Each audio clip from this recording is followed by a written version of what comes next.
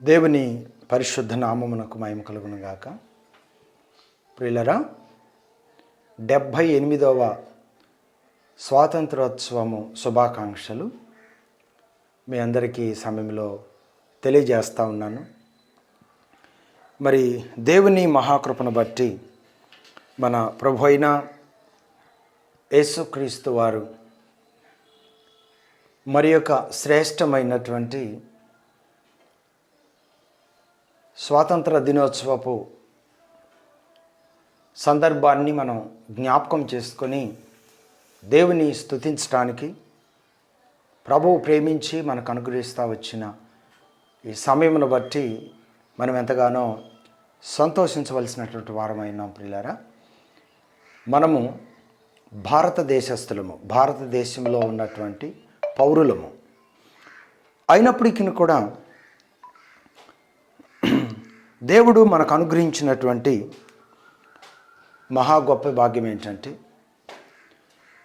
మనం ఆరాధిస్తున్న ప్రభు అయిన యేసుక్రీస్తు వారి యొక్క గ్రంథమైనటువంటి బైబిల్ గ్రంథంలో ప్రియులారా, మన దేశం యొక్క పేరు రాయబడి ఉన్నది.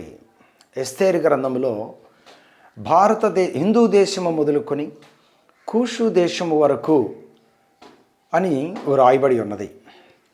దేవుని సంకల్పం ప్రియులారా, ఒక ఇజ్రాయేలీల పట్ల మాత్రమే కాకుండా ఈ లోకంలో ఉన్నటువంటి సర్వ మానవాళి మీద ఆయన సంకల్పం ఉన్నదని మనము గ్రహించవలసినటువంటి వారమై ఉన్నాం.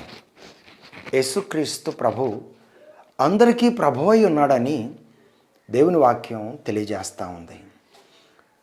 ధనికులేమి, దరిద్రులేమి, భూలోకంలో ఉన్నటువంటి సామాన్యులైన వారు, ఘనులైన వారు, ప్రతివారు కూడా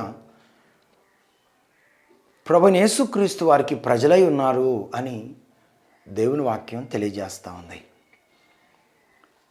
పరిశుద్ధుడైన దేవాతి దేవుడు మనకు అనుగ్రహించినటువంటి గొప్ప సందర్భం ఏంటంటే, మన దేశానికి స్వాతంత్ర్యం వచ్చి 78వ సంవత్సరంలోకి మనం ప్రవేశించి సంతోషిస్తూ ఉన్నాం. ప్రియులారా, దేవుని వాక్యం ఏం చెప్తా ఉందంటే, ఈ సందర్భంలో ఏవేలు గ్రంథం 2:21 ఇలాగున దేవుని వాక్యం తెలియజేస్తూ ఉంది. దేశమా సంతోషించి గంతులు వేయము, యెహోవా గొప్ప కార్యము చేసెను. ఒకప్పుడు మనం ఇతర దేశస్థుల బానిసత్వంలో ఉన్నప్పుడు ఎందరో భక్తుల యొక్క, దేశభక్తుల యొక్క త్యాగం వలన, అలాగే మతముతో సంబంధం లేకుండా క్రైస్తవులు కూడా ఈ యొక్క స్వాతంత్ర్య పోరాటంలో సమరయోధులుగా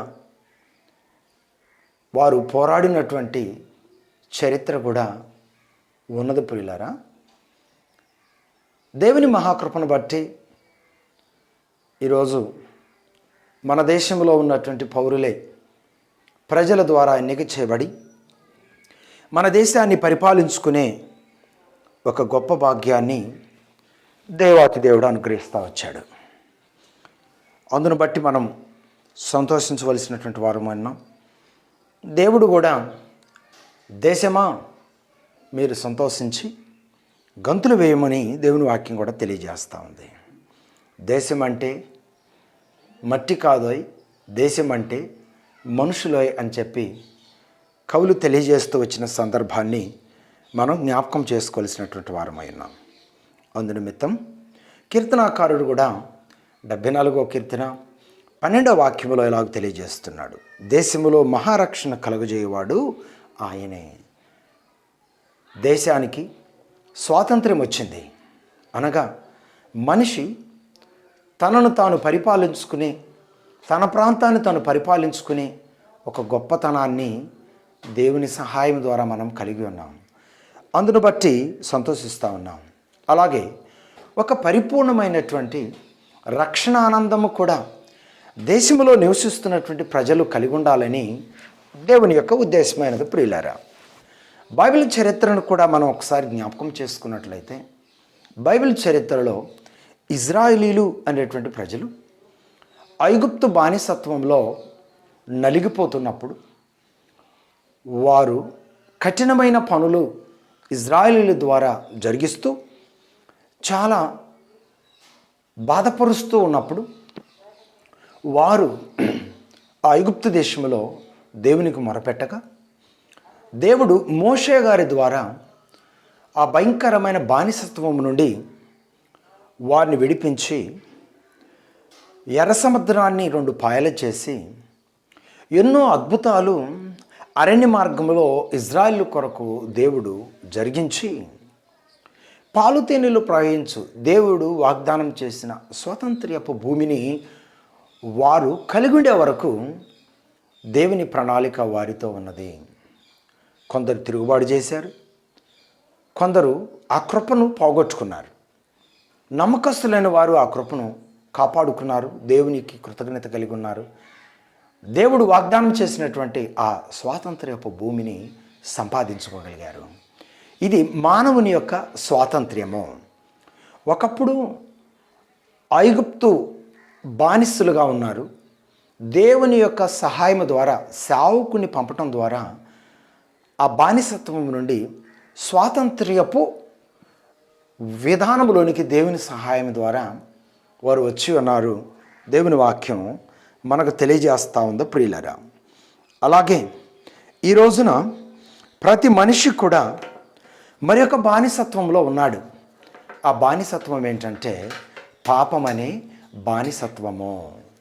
ఇది ఆత్మీయంగా మనం తెలుసుకోవాల్సినటువంటి మరి ఒక సంగతి. మరి పాపం అనే బానిసత్వం నుండి ఈ రోజున ప్రజలు విడిపించబడాలని ఎంతమంది కోరుకుంటున్నారు?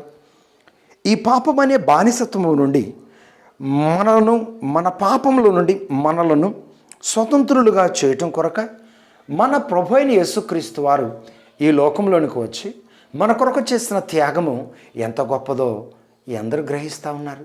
ఒకప్పుడు మనం పాపానికి బానిసలమై ఉన్నాం. ఆ పాపపు బానిసత్వం నుండి మనలను విడిపించడం కొరకాయ మన ప్రభు అయిన యేసుక్రీస్తు వారు ఈ లోకంలోనికి వచ్చాడు అని ఎంతమందికి తెలుసు? మన ప్రభు అయిన యేసుక్రీస్తు వారు ఈ లోకంలోనికి వచ్చి ఆ పాపం అనే బానిసత్వంలో నలిగిపోతున్న ప్రజలను విడిపించడం కొరకాయ మన ప్రభు అయిన యేసుక్రీస్తు వారు మనల్ని ఏం చేశాడు? ఆయన అమూల్యమైన రక్తమును మన కొరకు చిందించి ఆయన అమూల్యమైన త్యాగము ద్వారా మనకొక విలువైనటువంటి స్వాతంత్ర్యాన్ని ప్రభు అనుగ్రహించాడు. ఇప్పుడు మనం పాప బానిసత్వము నుండి విడుదల పొందిన స్వతంత్రులము. ఈ భాగ్యాన్ని మనకు అనుగ్రహించింది ఎవరు? మన ప్రభు అయిన యేసుక్రీస్తు వారు. తాను విలువ పెట్టి మనలను కొన్నాడు. తన విలువైన రక్తము మన కొరకు చిందించి ఆ బానిసత్వము నుండి మనలను విడిపించి మనలను దేవునికి ఇష్టమైనటువంటి బిడ్డలుగా మార్చుకోవటం కొరకాయ ఆ పాపపు బానిసత్వము నుండి మనలను విడిపించడం కొరకాయ ప్రభు అమూల్యమైన ఆయన రక్తాన్ని మన కొరకు చిందించి ఉన్నాడు. ఆయన చిందించినటువంటి రక్తం ఈ లోకంలో ఆ పాపం అనే బానిసత్వంలో ఉన్నటువంటి వారికి ఈ రోజున స్వాతంత్ర్యాన్ని కలిగించింది. ప్రభు అమూల్యమైనటువంటి రక్తము ద్వారా ఈరోజు మనిషి ఆయన విలువ పెట్టి కొనబడిన రక్తము ద్వారా ఈరోజు పాపము నుండి, పాపం అనే బానిసత్వము నుండి ఈరోజు మనుష్యుడు విడిపించబడి స్వతంత్రుడుగా దేవుడు అనుగ్రహించినటువంటి భాగ్యాన్ని కలిగి జీవించే వ్యక్తిగా ఈరోజు దేవుడు తన బిడ్డలైన వారికి అనుగ్రహిస్తూ ఉన్నాడు. అలాగే యేసుక్రీస్తు ప్రభు మనలను తన రక్తము ద్వారా కొని ఉండకపోతే మనము ఈ లోకంలో ఆదాము ద్వారా వచ్చినటువంటి పాపం వలన ఎలాగైతే మరణానికి దాసులమయ్యామో, ఎలాగైతే మరణానికి బానిసలమయ్యామో, అలాగే నిత్య మరణంలో కూడా మనము బానిసలమైపోయి అగ్ని ఆరదు పురుగు చావదు అనేటువంటి స్థలంలోకి వెళ్ళవలసినటువంటి వారమై ఉండగా మన ప్రభు అయిన యేసుక్రీస్తు వారు మరణపు ముళ్ళును విడిచి ఆ భయంకరమైనటువంటి మరణపు ముళ్ళును